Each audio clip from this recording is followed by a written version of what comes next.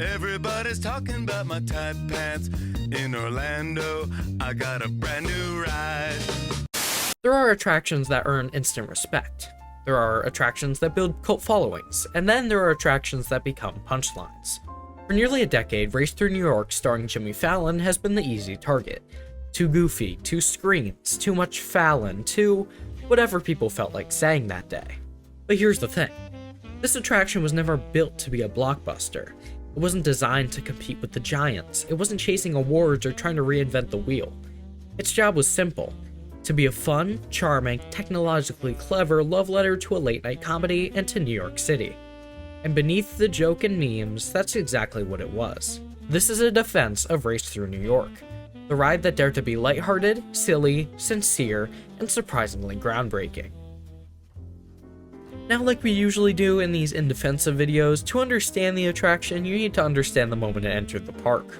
The year is 2017. Universal was transforming at breakneck speed. Kong had just returned, Fast and Furious was about to open, Volcano Bay was changing the resort forever. And sitting in the middle of all this high-stakes, IP-driven competition was an empty building. The former home of Twister Ride It Out. Universal needed something low-maintenance, efficient, recognizable, crowd-absorbing, and family-friendly. They didn't need another coaster. They didn't need another dark epic. They didn't need another billion-dollar franchise. They needed a palate cleanser. And so the idea formed. What if the next attraction wasn't about dragons or dinosaurs or explosions? What if it was about laughter? Choosing Jimmy Fallon was not random. In 2017, The Tonight Show was in a cultural upswing. His musical sketches were viral, his celebrity guests were omnipresent, his brand was recognizable across generations. For example, me and my grandmother are huge Jimmy Fallon fans, and I know she's watching this right now. Now, Universal wasn't betting on Fallon. They were betting on comfort. The Tonight Show had roots, no pun intended. It had legacy, it had history with NBC. For the first time, Universal Studios Florida could host an attraction themed to a real working studio show, directly connected to NBC. And on paper, it made perfect sense. This was synergy at its most straightforward. NBC owns The Tonight Show films in New York, Universal Studios has a New York section. The puzzle pieces already fit. Now, Race Through New York wasn't meant to reinvent the wheel, but quietly it did. This was the first attraction at Universal to fully eliminate traditional standby.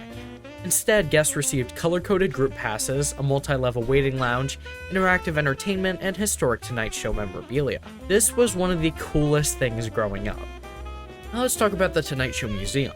I live about an hour away from New York City, so I visit Rockefeller Center Christmas time or whenever I feel like it. And I can tell you, this lobby wasn't just decoration. It was an actual curated tribute to the 60-plus year legacy of the show.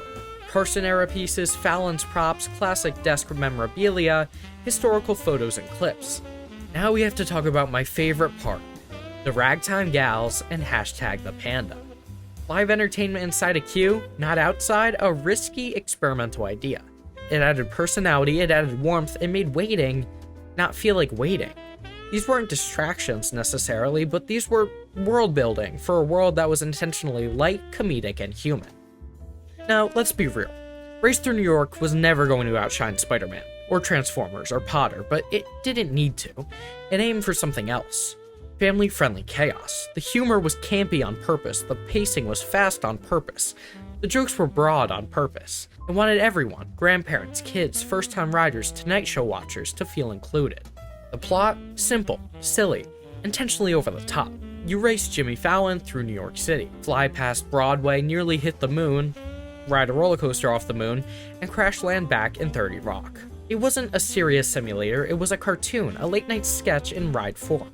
It was supposed to be absurd, and in that absurdity, it found sincerity. Most people say it's just another screen ride.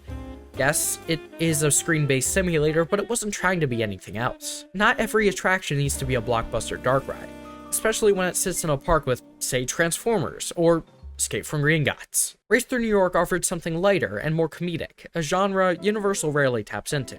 Another criticism I've heard, the jokes aren't funny. Comedy is subjective. I adore it, my parents adore it, my grandmother loves it. Fallon's humor wasn't for everyone, but the attraction never pretended otherwise. Its goal was comfort, not edge. Now, the biggest complaint I see is no one grew up dreaming of a Jimmy Fallon ride. True, But not every ride needs to be generational. Some rides just need to be pleasant, easy to board, air-conditioned, and reliable. Race Through New York was exactly that. And here's the overlooked truth. Race Through New York wasn't meant to be a headline. It was meant to be a stabilizer. It offered major hourly capacity, consistent uptime, weatherproof operation, family appeal, and balance between thrill machines.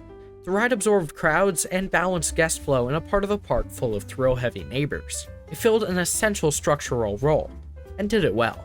It dared to bring late-night comedy into a theme park. It dared to humanize an attraction when everything else was leaning towards spectacle.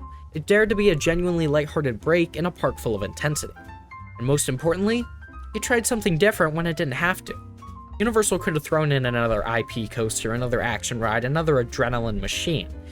Instead, they built something comfy, something quirky, something that made kids giggle and parents breathe a sigh of relief. Something that let people sit down, cool off, and laugh. And that's worth defending.